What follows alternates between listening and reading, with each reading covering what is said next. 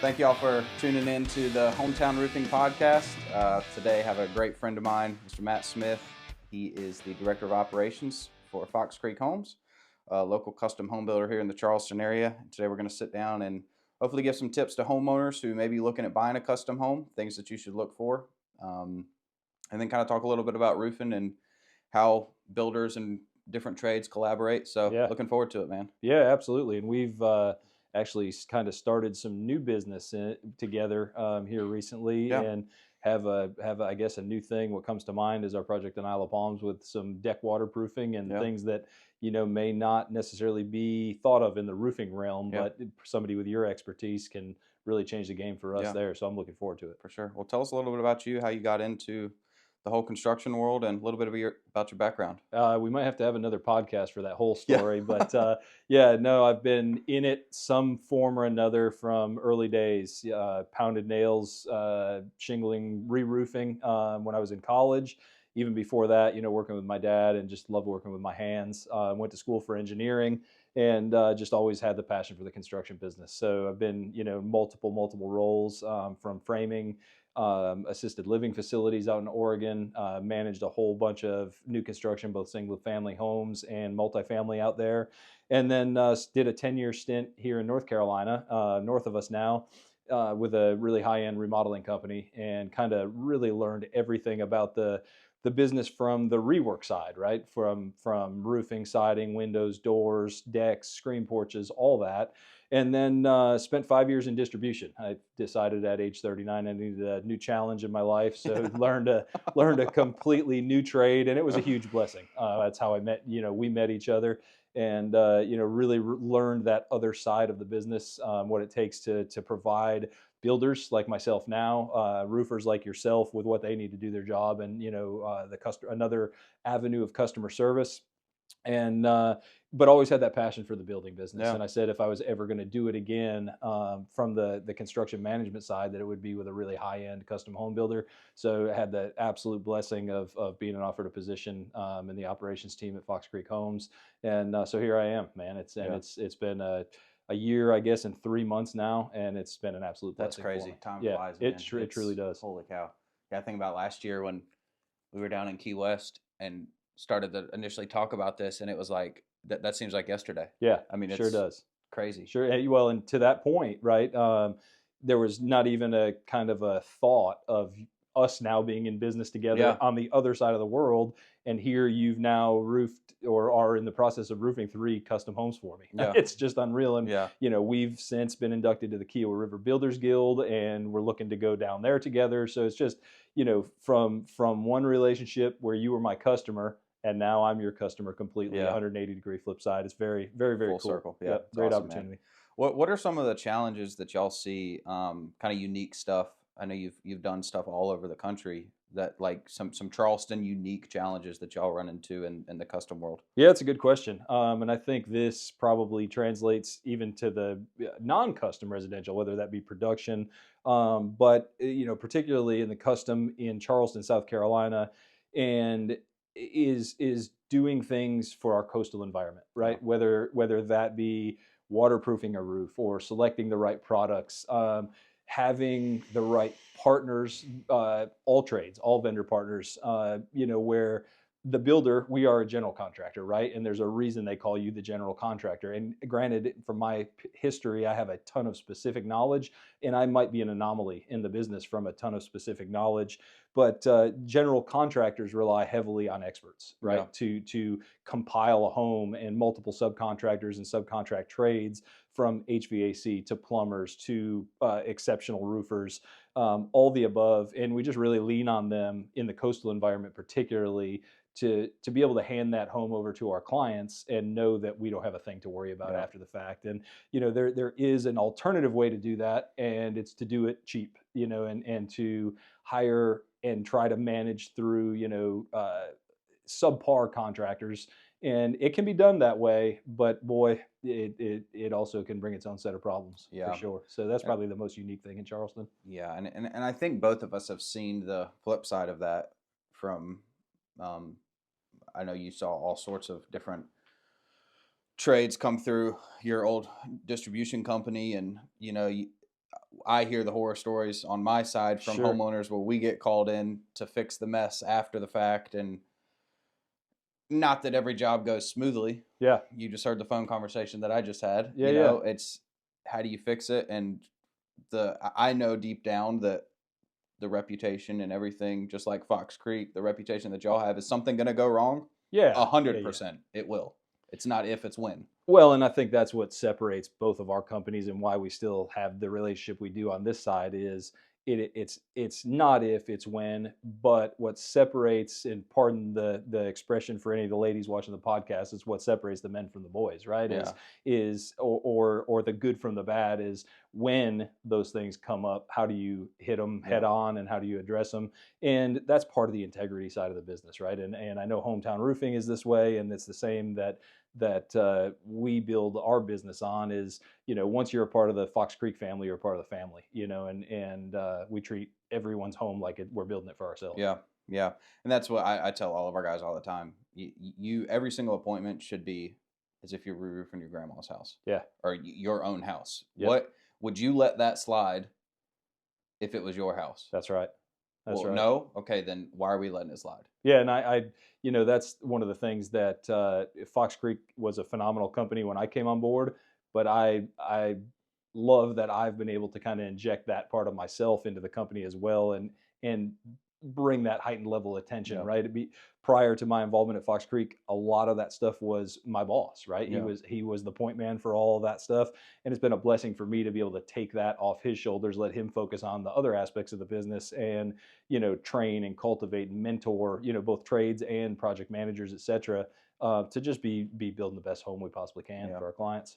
What do you feel? I know y'all are somewhat newer in the market here. What do you feel like y'all are known for at this point? What is Fox Creek's staple that y'all hang your hat on? Yeah, I think probably our tenacity. We will do what it takes for our clients, do what it takes for our homes, do what it takes for our family, and then we truly, that word family means a lot to us, both our own immediate families, but also our family of vendors and our family of clients. Those things mean a lot. A lot of people say that, but I've seen and been part of the lengths we'll go for our clients to make sure. I mean, on the warranty side of things, some of the things that we've done after the 11-month warranty, or the typical new home warranty, just to do what is right by people, and it's yeah, sure, we ultimately have that 11-month warranty or 1-year warranty in place because that's the what the industry requires, and that's what we do. But taking care of the product that we're putting in the market is kind of what I think sets us apart the most. Yeah. I would agree with that. I've seen in the couple jobs that we've done for y'all so far, the project management, the communication that each of your guys have with me, and which is super important. I know it's important for me to communicate to them, but on my side, I got to know what's going on too. Sure. For scheduling, for hey, we're at this point, we'll be ready for you in a week. Okay, I need a thanks for the heads up, so I can start getting my building blocks in place, and then we go to lunch and hang out or whatever, and we're all boys, and just right. we're just That's friends, right. and it goes beyond the business side of it. So yeah, I can 100% second that. For maybe some of the other contractors that are listening, potentially wanting to get into do some more work with some custom home builders and stuff. I know I got a bunch of buddies across the United States that listen to this. What are something that a custom home builder needs and looks for in a roofing partner? Yeah, that's a really good question. I think, we we one is value, right? The way that a custom home builder builds their business is margin, just like anybody else, right? We need to make money on what we're doing. So although all of the things regarding roof, it needs to be premium materials, it needs to be premium installation, it needs to be scheduled very well. All of those things are incredibly important, but it also, especially on the builder side of the world, that building that value proposition, whether that is, and that doesn't always mean price, right? Yeah. That's why I didn't say price. Value can mean a ton of things, but finding that sweet spot, I think, and that's I probably the way to determine and get to the bottom of what that value is relationship, Yeah. right? And I have, for better or worse, it may not be the best model for my company, but there's a wall built up, right, for new people to come in, especially on roofing, anything related to waterproofing of a home. We're back to the comment about the coastal environment. That's the building envelope is probably one of the most critical things we're doing, other than fit and finish of the home, right? Yeah. And so, that building that relationship to where I can trust you, not just have the low price. A lot of times the low price scares me. There's a Yeah. reason that price is the low price.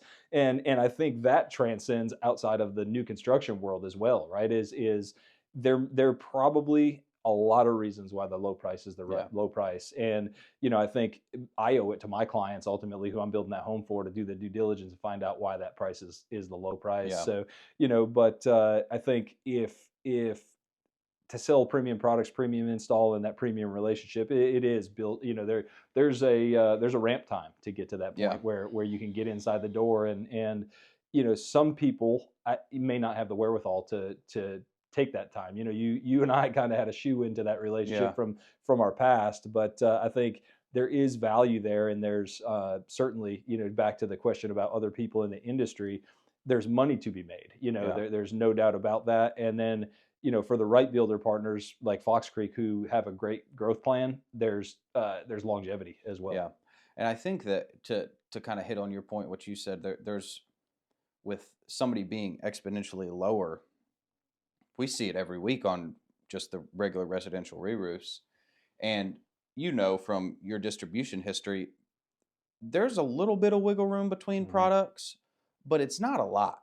When you're Yeah, yeah, talking about a 30 square roof, $3 a square using X brand from Y sure. brand, okay, you save $90. Yeah, Okay, right. The materials are that's typically the materials, right? that's and that's pretty the same all the way across the board. So if you're $1,500 cheaper than me, $2,000 cheaper than me, whatever it is on X amount of squares, there's a reason. Yeah, And where is that coming from, that's coming right? from somewhere. Either a Because corner cut or yeah, lesser trained installers. yeah, Somewhere in that recipe, there's an ingredient that's likely missing. because they're still a company that wants to make money. That's right. They're That's gonna right. make money on that job. So what corner are they cutting Yeah. to make Yeah, money and there? that's the thing, right? In us as a builder, we've got to do the due diligence and back to the relationship to be able to hash that out, Yeah, right? Of because there truly is a sweet spot, right? And on the flip side of that, it's not always the highest man that yeah, offers the best either, yeah, right? There is that piece of integrity and trust, and the same way you might be selling to a homeowner, right? Is in building that relationship. That is true for a builder, no matter how kind of hardened that exterior shell we have, yeah, and negotiate and all that stuff. yeah. The kind of one of the topics that has been brought up the last 3 podcasts I've done is the private equity space moving into roofing, Sure. talking about being the highest. Yeah, we all got to make money. We're all in business to keep the lights on, feed our families, Yeah. and make a living off of it. But we see quotes now every week at 1,500, $1,800 a square Yeah. for standard architectural shingles, and it's like, what in the world? How is, I mean, that's got to have, what is that doing to the market, for the buyer? I mean, and how do you guys So combat that and discuss that with clients? I mean, obviously they're doing business to stay in the yeah, market. when it actually comes up, it's a pretty easy conversation, um, because we're very upfront with our numbers and Hmm. everything with the customer. Anyways, they are the companies that are doing that are most private equity companies have been bought or have bought into a long-standing, very reputable company, Yeah.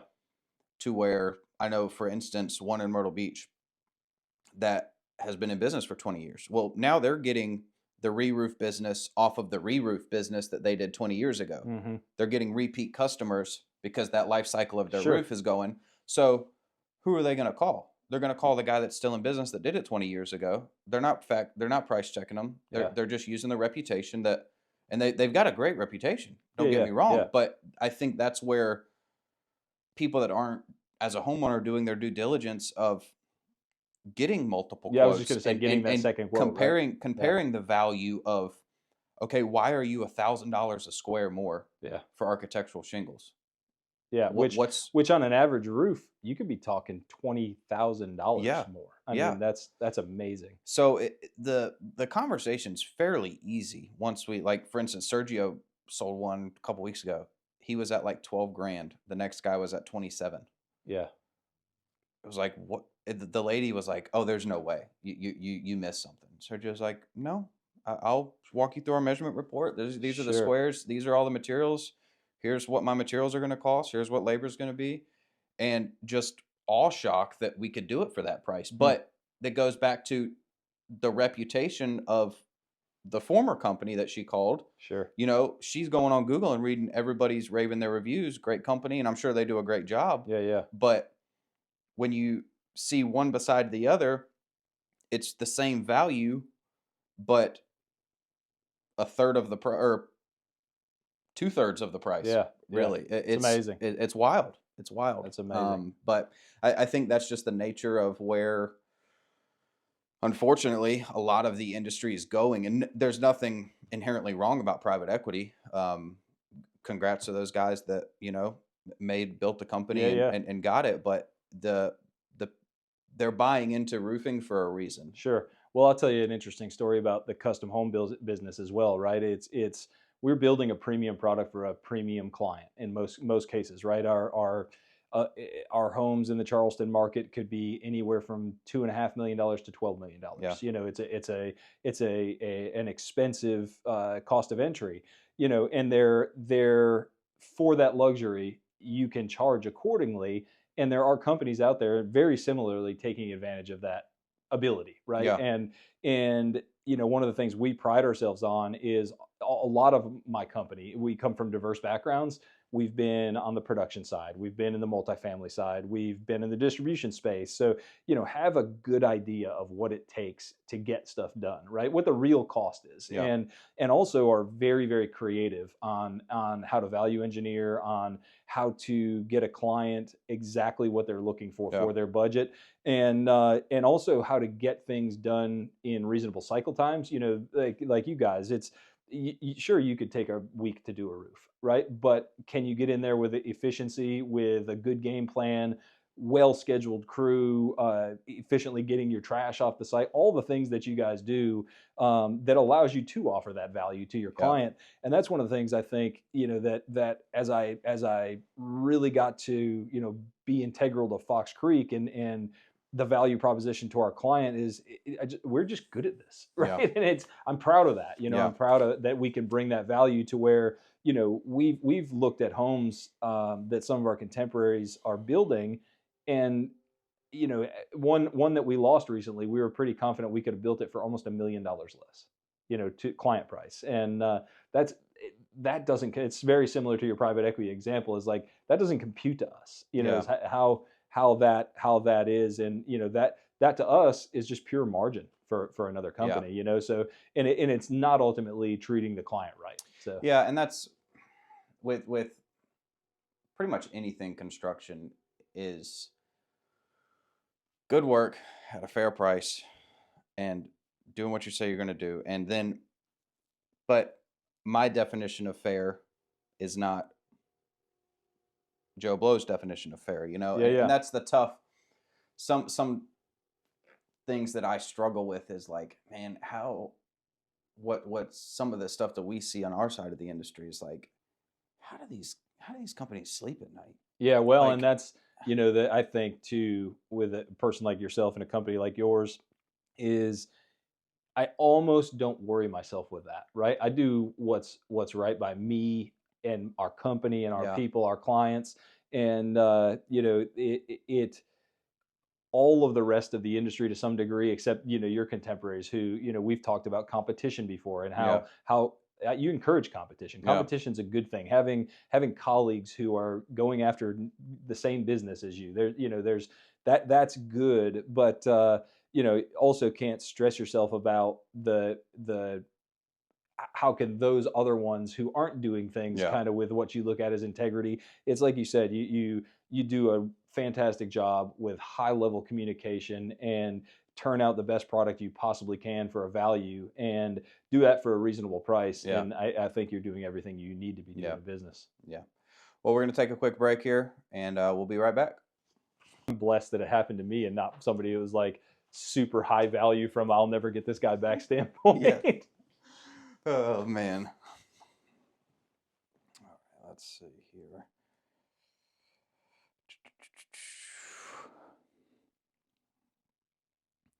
So, welcome back. Kind of want to transition into a little bit. We kind of briefly hit on it earlier, but with the coastal zone that we're in, there's so many different products, and I mean, we could go down that rabbit hole and do just a whole podcast on Sure.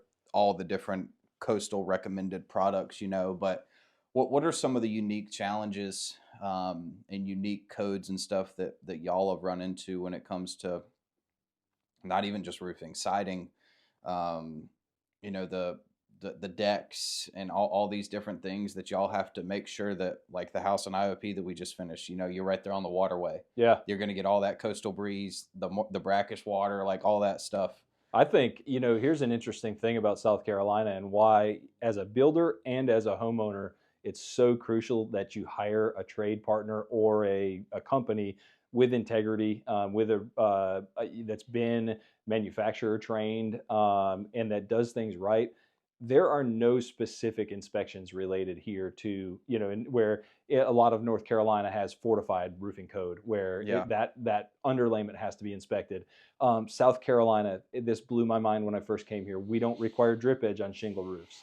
I bluntly can't fathom that. I mean, Yeah. in an environment where we could have 110 mile an hour winds twice a year during Yeah. hurricane season, so that so there are things that you just have to trust your roofer to educate you and to know how to do it right, because unless you as a builder have educated yourself and know it inside out and sideways, there is a chance that someone's doing it wrong on your Yeah. behalf, and likewise for a homeowner. So that speaks volumes to me of why it's so important to hire somebody that you trust and that and almost as a homeowner or a builder, if you don't know, that you educate yourself and ask a lot of questions, Yeah. and then if you don't feel gut positive of those answers, that might not be your person. Yeah. And I think, to what you said, educating that homeowner, that's part of our job as the builder Yeah. and the contractor to make sure they know what's happening. I can't tell you how many estimates that we see where a customer will send it, hey, can you match this? And it's 5 line items. You've seen our templates. Yeah. It's like 40, 50. And we sit there at the kitchen table and walk through every single line item, what we're doing, why we have to do this. The code's right there with it, like everything. And then I see one that's 5 line items: tear off and replace shingles, Mm-hmm. install new shingles. What kind of shingles? There's no brand listed. There's no, like, you know how many different shingles there are? Yeah. Um, Let alone having a master certification from the manufacturer that you install and the accompanying warranties and all those other things. They're not even proud enough to name the shingle, right? Yeah. It's So I think, again, is with there, of course, are international building codes, local building codes, all of the things you're supposed to do, right? But here in South Carolina, where there isn't necessarily a jurisdiction and those steps in the process checking that, it's very much relates upon the integrity and the education of your trade to do it right. Well, and it's amazing. We still, just because there's no inspections doesn't mean we don't have to pull permits. That's right. We still have to pull permits, but the guys come by with an iPad and looks good. Yeah. And click. And if I was a shady guy, you know how much stuff I see why guys get away with it. Yeah. Because there's no checks and balances. That's right. To stop them from getting away with it. And to that point, right, that might be that $2,000. Yeah. That's and do you want to stake your biggest investment? Yeah. Or in my case, our client's biggest investment, and therefore my good name and reputation, on an extra $2,000? Yeah. Probably not. The most expensive roof is the one you got to do twice. That's right. Amen. Amen. And we've done it. Yeah. We're doing one in 2 weeks that a fly-by-night company came through after that big hailstorm we had 2 Junes ago. And no drip edge, no double underlayment. All the plywood should have been replaced because it Mm. was 24-inch spacing on the rafters with 3/8 plywood that was all delaminated. None of that got done. Probably 250 linear feet of fascia that should have That's got terrible. replaced. That's rotted out, and she can't get a hold of them. They went out of business. They're gone, And they got paid. and she's stuck with the bill now. Mm. Her insurance has paid this other contractor to do the work, and she's having to do it a year later when she just got her roof replaced, Yeah. a It's brand new unreal. roof that should be lasting her another 20 years, and she's holding the pieces, a single mother Yeah, that's that tough. is just, and you walk into that situation and stuff like that is like, nah, I'm ticked off. Yeah. Like that, Yeah. that infuriates me, Sure enough. and Sure we're, enough. we're going to help her out and, do it at the best price that we possibly can. Um, just to try to pick up the pieces of, Sure. and that's with like the storm side of the market that here, especially with the hurricanes, we get an occasional, hailstorm or whatever, but we don't really get hail. But if I can give homeowners a tip, just the most important thing is before you let somebody on your roof, figure out who they are. Yeah. Do your research on how long have they been in business?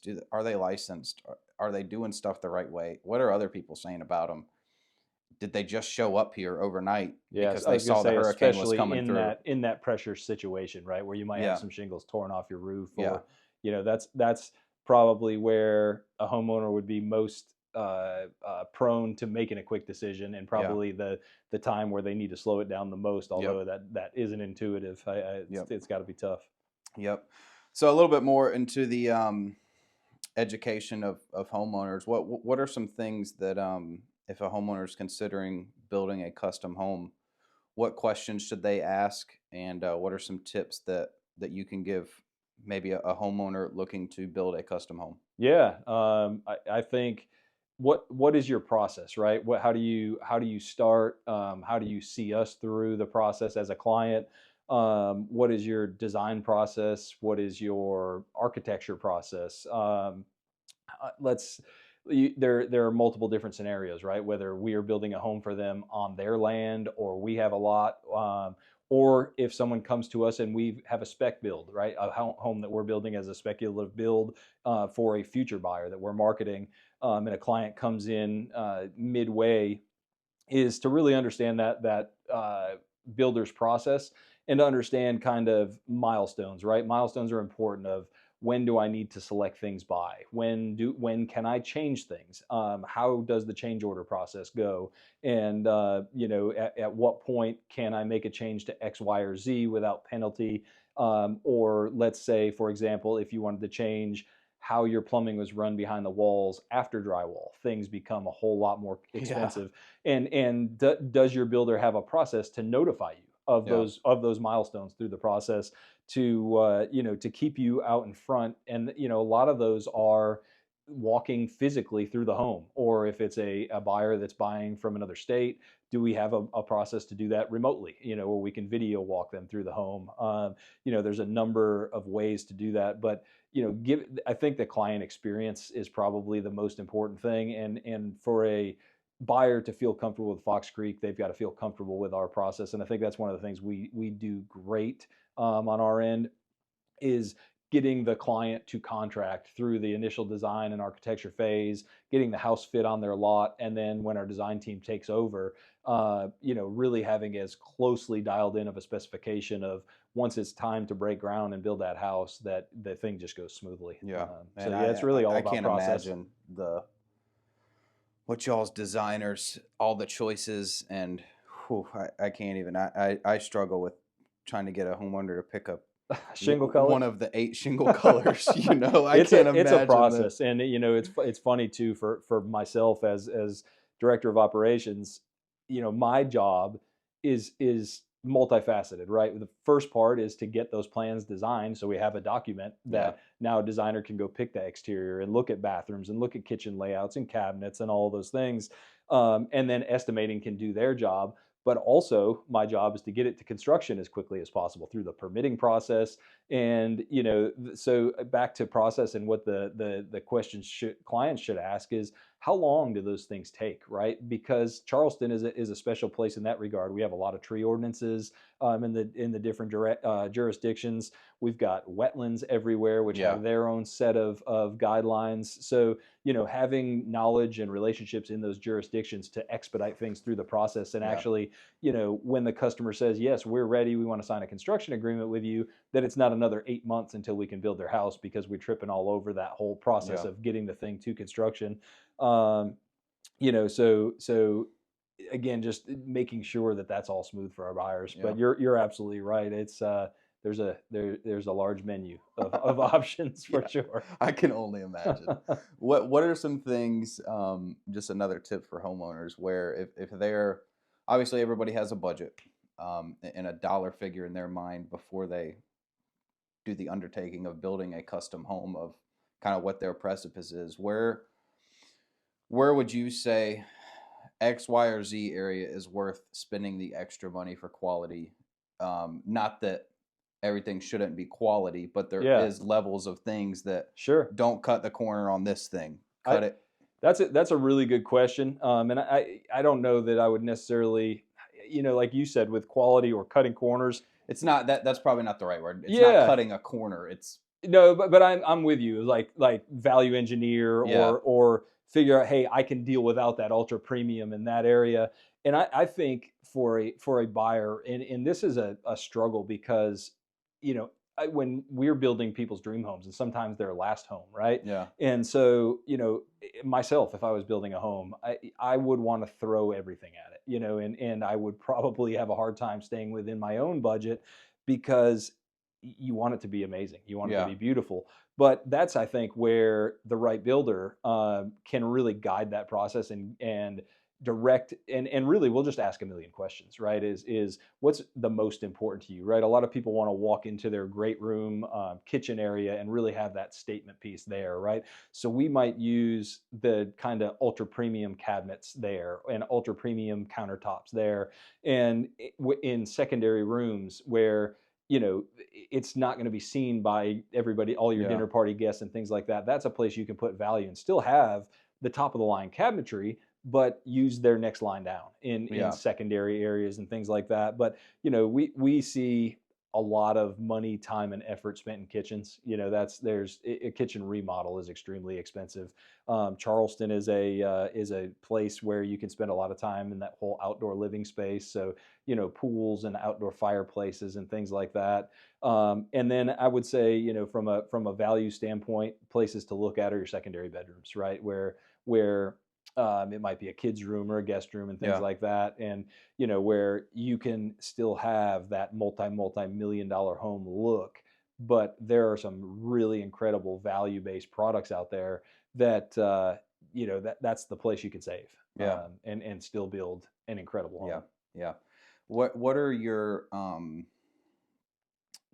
thoughts with, or not thoughts really? What are some cool things that y'all are seeing in the, like, the energy efficiency type stuff that's coming through with insulation and all these different products from that are like inside the home that y'all are kind of connecting to here recently? Yeah, so probably one of the coolest things here recently, and this I guess isn't necessarily the newest thing on the market, but the technology continues to get better and Yeah. better, is fully communicating HVAC systems. So, you know, uh, 18 SEER and up is, kind of the ultra premium, and then we typically install Lennox. They're a great partner of ours. We've had incredible luck with it, and what those fully communicating systems do, especially in this climate, they they basically dehumidify much more than a non-communicating system. Hmm. So they run more often, but they run more efficiently at less full power. Right, a, Right. a non-communicating system basically is either off or on. There, when the temperature dips, the thing kicks on to full blast. It blasts very, very cold or very, very hot, and then it cuts off, and then it waits for that thermostat to Huh. trip again. Fully communicating systems are always monitoring. They're always kind of either running at 60%, 40%, or somewhere in that range. So what they do is they do an incredible job without the extra cost of a full whole home dehumidifying system, which a lot of people still do on top of that at homes of our level.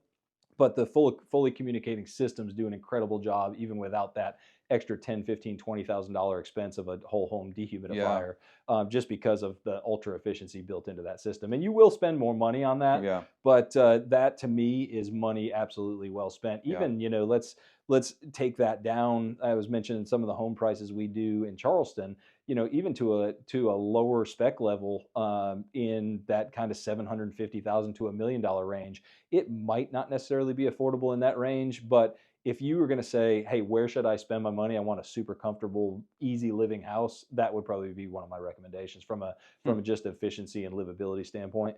And that's not something the average person is thinking Yeah. about. That would take somebody that's in the know to guide you to that Yeah. decision. Yeah. I've never thought, I didn't know that, which I don't know much about HVAC, so that's not saying a lot, but that's pretty neat. Yeah, another thing we do, from an efficiency standpoint, and this is almost also for a, something, another thing a lot of folks don't think about, but it certainly makes your rooms more comfortable, but more so, for sound deadening. Mm-hmm. We insulate all of our interior walls and all of our interior ceilings. Totally not code required whatsoever, and it costs a little bit more to do that. But man, does it give you a quiet, energy efficient home, Wow. to have everything inside insulated, all your Yeah. interior walls that normally, you tap them and they sound hollow, or you can hear people talking in the Yeah. adjacent room. That's something that it's a that little extra piece for us, but we pretty much won't do a custom home without it. Yeah. Yeah. Well, going to take another quick little break here, and we'll be back to wrap this thing up. Oh, When you actually 100%. enjoy what you do, not Yeah. only are you educated on it, but you actually do genuinely love going to work every day and Oh yeah. building and having being the mastermind behind 100%. We all had a of that. client, a customer we're building an Allendale for. They were in, I guess it was Friday afternoon. They were in selecting countertops with our design coordinator, and I just popped my head in the conference room, and it's the first time I've met them face to face. I've been on millions of emails with them and Zoom called with them previously, but I just popped my head in to say how exciting their home build process was, that their home's going to be beautiful, and just thank them for letting us build their home Yeah. for them. And it's like you walk out of that and you get a chill up your spine. You're like, I love this business. Yeah. You're literally in the midst of building somebody's dream home. Yeah. It's really, really cool. So And that look on their face, kind of like what's that? The fixer upper yeah, when they remodel a home and they see it for the first time, absolutely. and that getting that look every time they come to the house to see their Yeah, dream yeah. that you're building. Well, and even that interaction in the conference room is like when I shook their hands and I realized what I get to do for people. In your case, fixing their home that's either leaking or Yeah. they've been stressed out about, and that's a relationship, man. And that to be able to offer that service to people. Yes, you're getting paid for it. Yes, it's paying for my living and the living of many other people. But man, it's a blessing to do what we Yeah. do. It really is. It For really sure. is. For sure. What are some things as a builder that y'all like, the relationships and the expectations that you have from your manufacturers and brand partners throughout the build process? Yeah, that's a really good question. So, our best partners are just there for us, right? And so, what does that mean? That means being on time, doing what they say they're going to do, you know, uh, doing good work, and like you said, when the issue happens, which is going to happen, it's construction. I mean, it's almost goes without saying that you're attentive, that you own the issue. And I'm not saying that you own it if it's not yours, but it's the same with us. Is like ultimately the buck stops with me. Yeah. As director of operations with the company, if a client calls, I'm the face of the company. It's whatever I need to do. So our most successful partners is just there for us, and they're thereby there for our clients. So it's smooth scheduling, it's smooth bidding, it's a quality install. And then, when it comes warranty time, if there is one ever, that they're there and stand behind their work. Yeah. And that's probably, that whether that's roofing, siding, painting, windows, trim work, our best trade partners, and the ones that have the staying power with us, are just there Yeah. for us as a partner. And Yeah.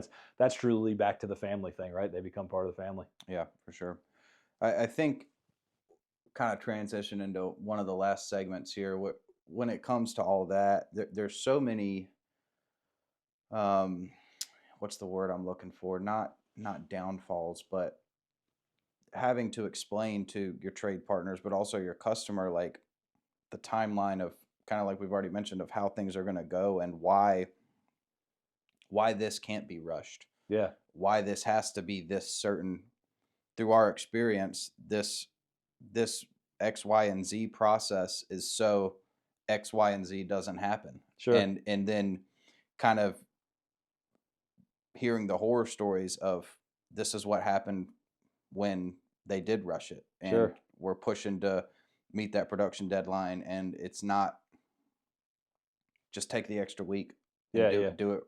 Don't not cut a corner. I keep saying that. I don't know why that's the thing that comes to my head, but it's not take the extra time just to do it right, and not to rush through the build process, because you and I both have seen the track spec builds that Sure. just get thrown up, and it's like, oh my gosh. It's an interesting question, and it's a tough one to reconcile, because there's a lot of factors that go into that for us as a custom builder. Sometimes these builds, depending on the complexity, the size, the amount of detail, it could be a 12 or 14-month build. And I'm Yeah. talking about just the build schedule.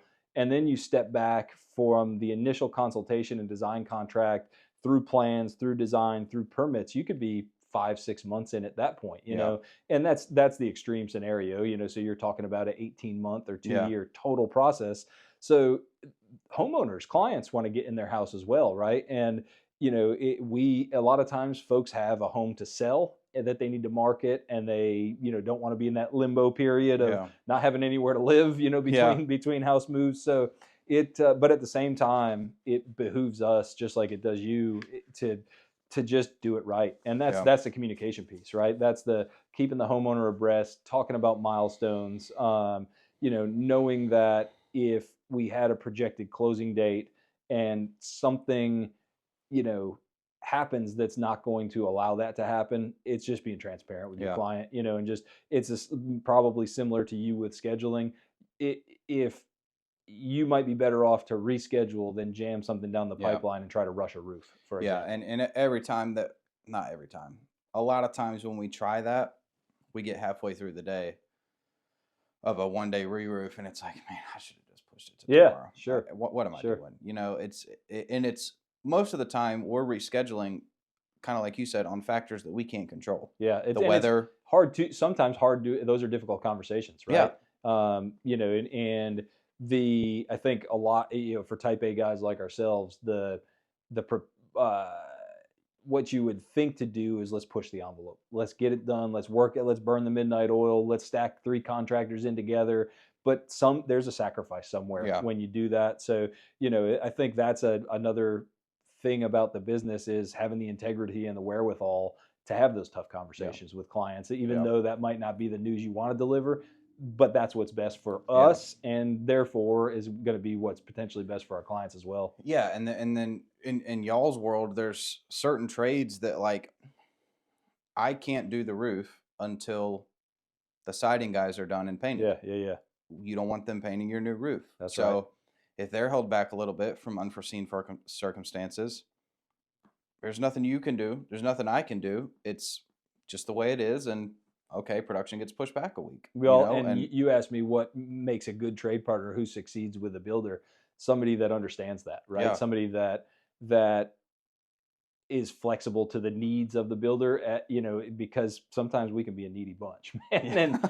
and somebody that gets that and can jockey their schedule, move on a moment's notice, be nimble. And likewise, I mean, we recently had a scenario, we were talking about the waterproof decks in Isle of Palms, where we were pushing you, we need these decks waterproof. We need to get decking on so that we can get our siding on, so that we can paint.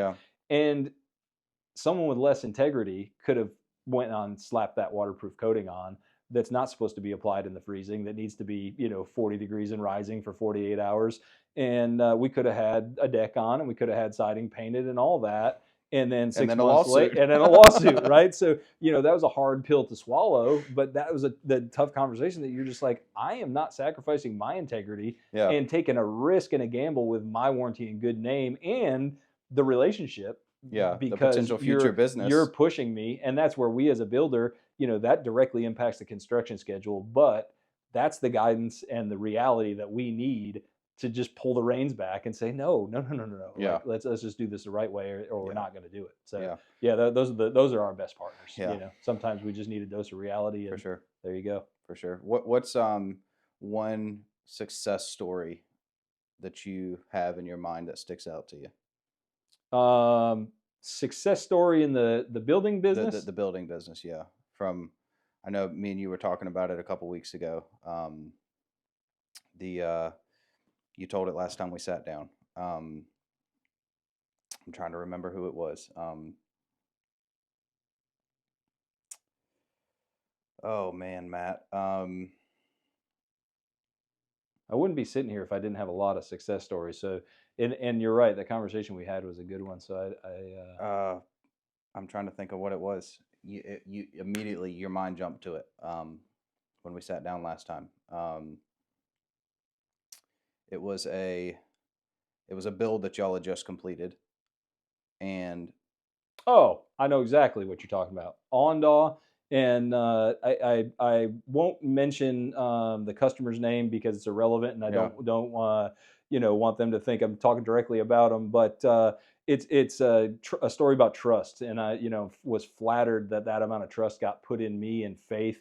So the gentleman is the CEO of a big manufacturing corporation in Spartanburg, and he is out of town, right? Obviously, we're building his house here in Charleston, and couldn't be in town for a number of the processes that led to him moving his family into the house because of his commitments at his business. So, and this is relatively early days with me at Fox Creek, probably 6 months in at the time. And leading up to that, he and I had developed a relationship through many Zoom calls, walking him through the financials of his project as we came to completion, and kind of what his change orders were, and just getting to the final yeah, numbers, right, which is totally irrelevant to the story, other than through that we built trust. yeah, So it got down to getting to about closing time of the house, which in our process we do a final walkthrough usually a couple 2 or 3 weeks before actual move-in date, so that we can orient the customer to their home, show them through all the major functions, whether that be HVAC like we talked about, or any of the smart home technologies, things that we use in the house. And then we just do basically a punch work walk. Anything, we're incredibly diligent about getting that house to the finish line from a fit and finish standpoint, but a homeowner's set of eyes is completely different than yeah, the builder's set of eyes that's been staring at that house for months and months and months. So we basically make our list and check off on it, and then we work on that diligently until it's move-in day, and we put the fit and finish on the house. And the gentleman called me and said, there's just no way I can be there for that walkthrough. So he did the initial walkthrough, and the day before closing, when the family was going to come and move in, he said, Matt, I'm not going to be able to be there to do final walk on my home. And it's pretty much it's an unwritten rule for us that the homeowner needs to do the walk to make sure, basically the day before move in or day before closing, to make sure that everything they noted a couple weeks prior was yeah, addressed to their satisfaction. The home is deliverable. And he said, would you be okay with going in? I put my full trust in you to go and monitor that process and make sure that the home's ready for us. And I brought this all the way to the president of our company, and I said, this is unorthodox, but John needs this to happen. And I said, if you're comfortable with it, I'm comfortable with it. And I know what a completed house looks like, and I know yeah, the what I would expect if I was moving in that home. And so we went through the process, and my guys absolutely knocked it out of the park for 2 weeks. On every time you get to the finish line of a 14-month build, there's just a lot of little stuff, yeah, right? Of little touch up here, a couple pool pavers there. It's just all the culmination, to get to the end. So basically we agreed to the list. I gave the gentleman updates throughout that process, and then the day before he was slated to move in, I walked the house with my guys, and I called the client at the end of that, and I said, John, your house is ready to move in, and it is stunning. And he moved in the next day and said, this is one. He basically said, I didn't really know what to expect when I moved in, but I've now moved my family into my home, and it's been one of the best experiences that I've ever had in my life. And it just, it was such a huge blessing for Yeah. me early days at Fox Creek, but for a client to put their trust in me, but also in my company to perform, and him not even to see his house, 2 weeks prior to move in when things were kind of still getting worked on, and then to trust Fox Creek to deliver his home sight unseen. And we're talking about a multi-million-dollar home on the Intercoastal Waterway. So yeah, Yeah. it's going to be in the history books for me Yeah. for the rest of my career for sure. Yeah, that's awesome there. I mean, just the trust, and then it speaks volumes of y'all's team Yeah, out there, that, not like you said, not only you, but your project managers, your punch list guys, your all of that stuff that, trade partners. yeah, Yeah, I it's mean, I just, didn't do any of that, right? yeah, That's the reality of it. I might have, as I walked up the driveway that last time, maybe I picked a pebble up here and brushed some stuff off the handrail that I saw as I walked up. But yeah, all the work was my team, and what yeah, a blessing to have people like yourself on the team, yeah, backing us up and making us look good yeah, every day. yeah. That's awesome. That's a pretty moving, awesome story there. As we wrap up here, um, what is one thing that y'all see, in working in, y'all are obviously a local business. What importance do you see with kind of, we talk a lot on here about local small Yeah. businesses and supporting our network of local small businesses. What does that mean to Fox Creek, and how do y'all see the importance in that in your side of the industry? Yeah, I think one of the things that I love most about this business, and I've loved it through my entire career, is that anyone willing to take a gamble on themselves can succeed in this business if they do it the right way. So I'm in a unique position now where I get to make the decision of kind of who to hire, right, to Yeah, build our homes. And so to our trim guys, for example, they're a father and son, and then they have, of course, their guys that work for them, and they would give me the shirt off their backs. They're just that kind of guy. So it's such a blessing to help them make life better for their family, And so they live local. They're a small business. They're part of the community. It's not some big, huge multi-state, trim company that's yeah, got the lowest price. It really is an amazing thing to build custom homes with local craftspeople. It's awesome to have those relationships and to be able to offer that opportunity, and then to be part of the community myself. We're yeah, not, like you said, we're a local company, started 5 years ago, 5.5 years ago now, and it's the support we've gotten from the community in a short amount of time just by doing the right thing by yeah, people.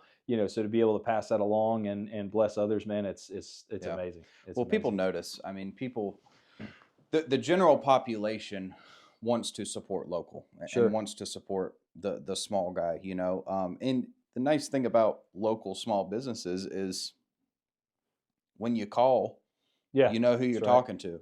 Well, and you live right around the corner, right? So, your name and your reputation is very important to you because you're probably Yeah, going to see your client at dinner. yeah, yeah, It's or you at went church on Sunday morning, like, while you're there with your wife, yeah, So those yeah, it goes far beyond just the reputation of your business. That's the yeah, reputation of your family as well, because the hometown roofing shirt's probably going to be on your back while you're having yeah. dinner with your wife or at church, and Man, I cannot and all tell the you all how the many rest. times we have been sitting at dinner and a customer will walk up and, Yeah, "Oh my gosh, is this your wife you were talking about?" that's right. Or That's right. this, that, or the other. And it's like, on the flip side, had we not done things the way we did it, or the right way, or the customer had a bad experience that we didn't handle correctly, Sure. it's, to your point, you're sitting there with your wife and they're Yeah, yeah. probably not going to say anything, but I'm having to, Yeah. look Yeah. away and like, oh God, I hope they don't see me. Luckily, you probably don't have too many of those No, no. I mean, situations to I don't handle. think Yeah. I don't think I've ever had one. But the people that,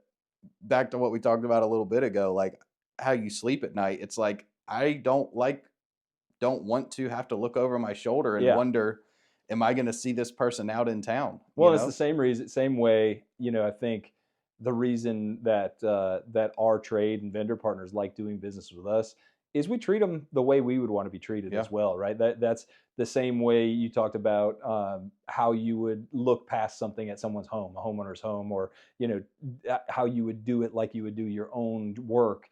It's the exact same thing with the trade partner relationships. Is you do right by people, man, and that blessings will follow. Yeah. I really believe that, and I think that's true of your business. It's true of our business. It's and hopefully, I think that doing things right, that will continue to pay off and, Yeah. and lead to success for Yeah. both of us. For sure, For man. sure. Well, I really appreciate you taking the time to sit down with me, man. Yeah, it's a Enjoyed it blessing, as man. always. Anytime. Thanks, Appreciate brother. y'all listening.